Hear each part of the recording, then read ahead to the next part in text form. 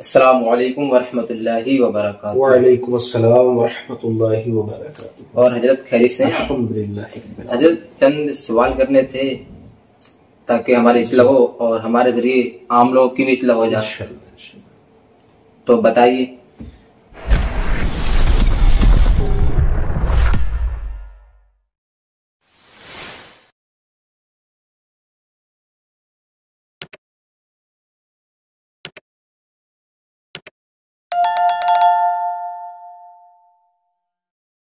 हजरत पूछना ये था कि बाज लोगों को देखा गया है कि वो नमाज पढ़ते हैं और जस्ट उनके पीछे कोई बंदा नमाज पढ़ता होता है, तो जब सामने वाले आगे वाले बंदे की नमाज हो जाती है तो वो जो पीछे उसकी नमाज पढ़ रहा है उसकी तरफ मुंह करके बैठ जाता है, इसलिए कि इसकी नमाज खत्म हो जाए और मैं निकल जाऊं। तो इस तरह नमाजी के सामने अपना चेहरा करके बैठना ये कैसा है, दुरुस्त है? देखें, नमाजी की तरफ अपना चेहरा करके बैठना ये मकरूह तहरीमी नाजायज़ गुनाह है। उसकी तरफ पीठ करके बैठे और इंतजार करे कि इसकी नमाज खत्म हो जाए फिर मैं उठ के जाऊं। कुछ लोगों को बहुत जल्दी होती है कि जो है किसी तरह जल्दी से ही नमाज खत्म करे और मस्जिद से निकलूं, तो ये दिल की एक मुर्दगी भी है कि मस्जिद से जल्दी निकलना। ठीक है, ये बड़ी तफसील है, इंशाअल्लाह ताला कभी बयान की जाएगी। मगर यहाँ पर जो उसकी तरफ वो मुंह करके बैठ रहा है, अब वो चाहे इमाम हो या फिर जो है वो मुनफरिद कोई मुक्तदी हो, किसी नमाजी की तरफ मुंह नहीं कर सकता।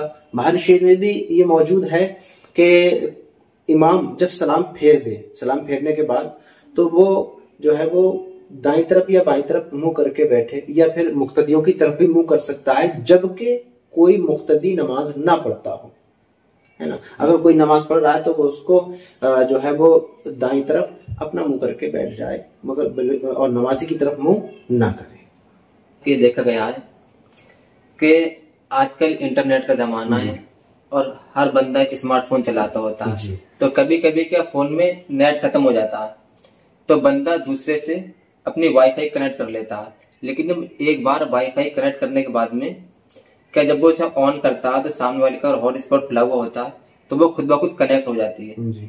तो इस तरह एक बार तो बंदे ने किसी से पूछ के इस्तेमाल की उसकी वाईफाई, लेकिन फिर उसके बाद में उसे बिगैर बताए उसकी वाईफाई इस्तेमाल कर लेना या फिर किसी और की भी बिना इजाजत वाईफाई इस्तेमाल कर लेना, तो इसका क्या मसला है? देखें, चोरी छोटी हो या बड़ी चोरी होती है।